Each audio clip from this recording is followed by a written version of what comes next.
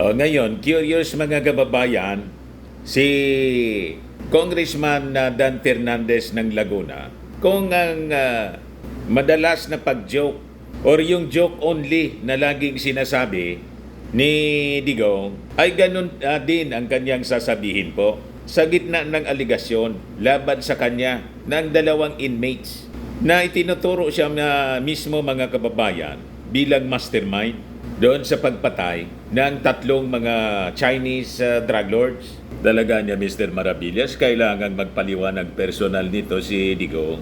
Tama po. In the spirit of fairness. Yan ang sabi ng ating mga congressmen. Sabi po ni Congressman Barbers, Ace Barbers ng Surigao del Norte. So ito yung challenge mga kababayan ni Congressman Dan Fernandez kay Digong. So sabi po ni Dan Fernandez, will Duterte say joke only amid two inmates' grim allegation? So sabi niya, perhaps now is the perfect time for former President Rodrigo Duterte to reiterate that his threat to kill drug lords is just a joke. Tama po. At kailangan ang kanyang sinumpaan po, ang kanya pong statement dapat sinumpaan niyang salaysay. And officially, siyempre, recorded siya sa investigasyon ng Kongreso. So ito na niya yung pinakang perfect time na sabihin niya kung ito niya ay joke lang. Otherwise, Duterte has a lot of explaining to do before the House Quad Committee or Quadcom, which is investigating his alleged link to the August 2016 killing of 3 convicted Chinese drug lords sa loob mismo ng Davao Prison and Penal Farm in Davao del Norte. So sabi po ni Dan Fernandez, this is the right moment for the former administration, especially to its former officials at saka lalo na sa dating Pangulo, to justify that they were correct in saying that the pronouncement niya ng dating Pangulo were all jokes or strong words but are not real. So tama po, very fair po ang ginagawang investigasyon ng Congress. Sabi nga nila kasi laging dinidikit yung politika. Wala niyang politika rito. This is about truth and justice. Inihingi ng mga biktima at yung mga nasangkot sa krimen ang katotohanan at hustisya sa mga naging biktima. So sabi po ni Dan Fernandez, we still remember the time when the former president was always saying, papatayin kita, maiulog kita sa helicopter. Things like that. Kaysa sabihin ng kampo ni Digong, tulad po ni Panelo, dismissing the investigation as demolition job daw laban sa dating Pangulong Digong. Di sabihin po ninyo, kaya nga sabi natin mga kababayan, samahan po ninyo Atty. Panelo, sabihin ninyo kay Digong, umarap tayo Mr. President, kayang-kaya natin yan kasi hindi man totoo yung mga akusasyon nila, politika lang lahat. Kumprontahin natin yung mga sinasabi nilang sinungaling na mga witnesses yan. Di ba? Para po ma-cross-examine ng ating mga magagaling na congressmen. Tingnan po ninyo, kahit saang anggulo tingnan, mas magaling po yung ating mga congressmen. Pagkatapos si Bato, dahil dito sa nangyaring pag-serve ng warrant of arrest kay Pacquiao, magsasagawa daw siya ng Senate investigation. Pag no kampo ninyo, Senate investigation agad kayo. Pati daw dito sa magsasarili si Daddy na investigasyon. Pag no kayo po yung magsasagawa ng investigation, self-serving yan. Kasi yung sangkot po dito, yung previous administration, kung saan kayo po yung chief PNP. Imbestigahan mo yung sarili mo. May ganon. So hindi po magiging credible. Yung magiging perception yan ng ating mga kababayan, gusto lang ninyong guluhin at sirain yung ginagawang investigasyon ng Congress. Tingin ko naman, mas naniniwala yung ating mga kababayan sa investigasyon ng ating mga congressmen kaysa sa investigasyon ninyo sa Senado. Di ba? O ngayon, yun isa pang abogado nila, si Harry Roque. O yung yung Quad Committee, the same committee mga kababayan, ipapatawag yung travel companion ni Harry Roque. Kasi di ba, yung sa Quad, ang iniimbestiga nila yung sa Pogo, yung sa war on drugs, yung sa human rights violations. Kaya pinag-isa na lang po yung apat na committees kasi interconnected po sila, interrelated, at yung mga sangkot na tao, pari-pariha po, lahat galing sa previous administration, at yung mga barkada nila, sangkot sa droga, sangkot din sa Pogo, at sangkot din sa mga EJK, pari-parihas na mga personalities po. Kaya ipapatawag po si Harry Roque. Si Harry Roque. Hindi lang si Harry Roque, pati yung travel companion niya. Yan ang sabi dyan sa balita 1 hour ago. House issues subpoena for Roque's travel companion.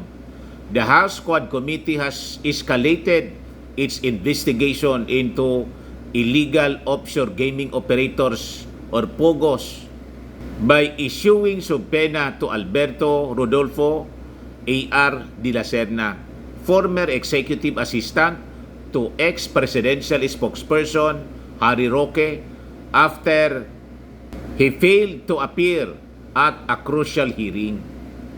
O ngayon, umayos siya sa pagsagot-sagot. Huwag niyang tutularan yung kanyang amo na si Harry Roque. Kasi pag hindi, makukontempt din siya, mga kababayan, at malamang makulong. Pero niya, Mr. Maravillas, magiging masaya kung sabay silang makontempt ni Harry. At makulong sa iisang kulungan.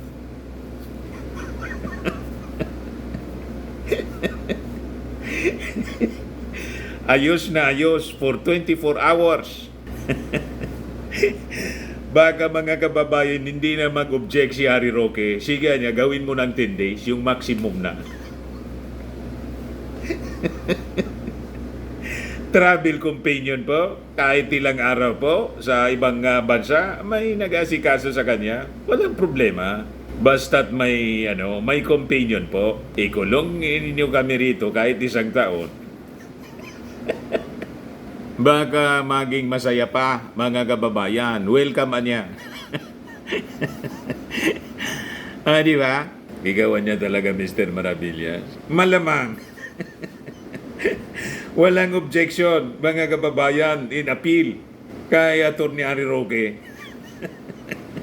O ngayon, sabi dito sa balita ng Manila Bulletin, sabi ng PAOK, yung pangalan niya ni Harry Roque keeps on appearing in Pogo Docs. Sabi naman po niya, buwelta ni Harry Roque, trial by publicity ang ginagawa ninyo. Paanong laging lumalabas, lumilitaw yung pangalan mo dyan? Sabi po ni PAOK spokesman Dr. Winston Casio.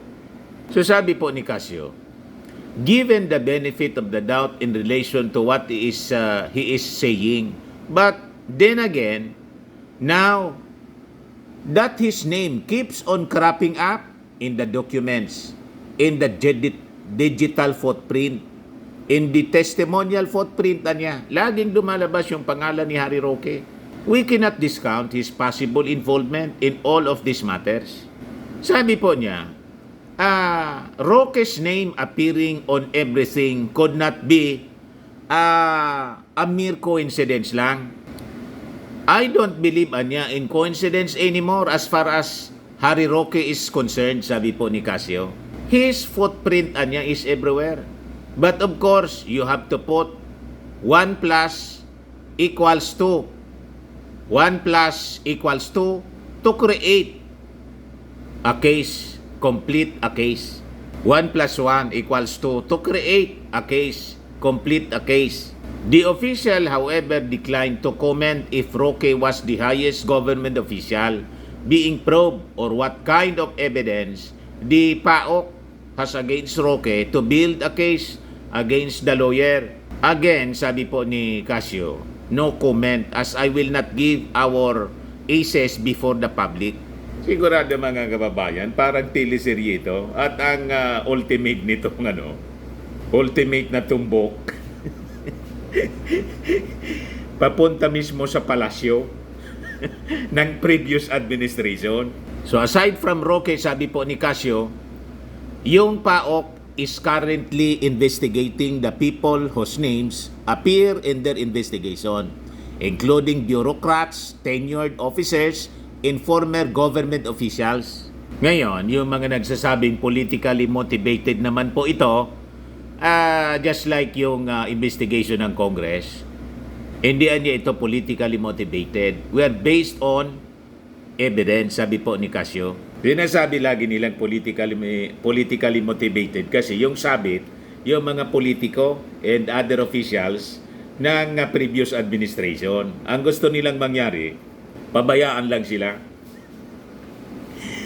Pabayaan yung mga kabuktutan na kanila pong ginawa. Hindi man po maaari ang ganoon. Sa mga naghanap ng malinis and spacious fitness gym, pumunta lang po kayo sa aming Colossal Fitness Gym. We also offer Grab Car Rental with our brand new 2023 model ng Toyota Innova. We also accept booking for those who are planning to travel via PAL, Cebu Pacific, and other airline companies, local and international, and bills payment for Meralco bills, PLDT, etc. Ang Colossal Fitness Gym is located at 3rd floor, Security Bank Building, Landco Business Park, Legazpi City, Albay. For inquiries, look for Gilon Maravillas, contact number 0966-802-0949. Yan ang aming Innova. Lagi na pong matao sa amin. Pati mga foreigners po, mga British tourists po sila. Ito mga taga Denmark. Ito India National. Ito naman yung bagong product naming binibenta online, iGlow Serum. Whitening po siya galing South Korea. Tingnan ninyo epekto sa aking anak na architect entrepreneur. Sa mga inquiries ninyo, dumiretso na lang kayo sa kanyang messenger, Riz Maravillas on FB.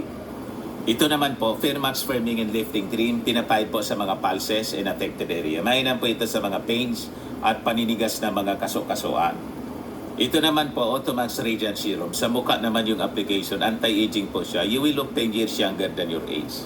Sa mga cancer patients, try nyo po itong Ningxia Red Mix Fruit Drink. Hindi man po siya gamot, food supplement siya. Kaya lang, gawa siya sa goji berry. Yung goji berry po, may anti-cancer properties. Yung mga inquiries ninyo, dumiretso na lang kayo sa aming messenger sa Facebook para masagot namin agad. Ayos pa?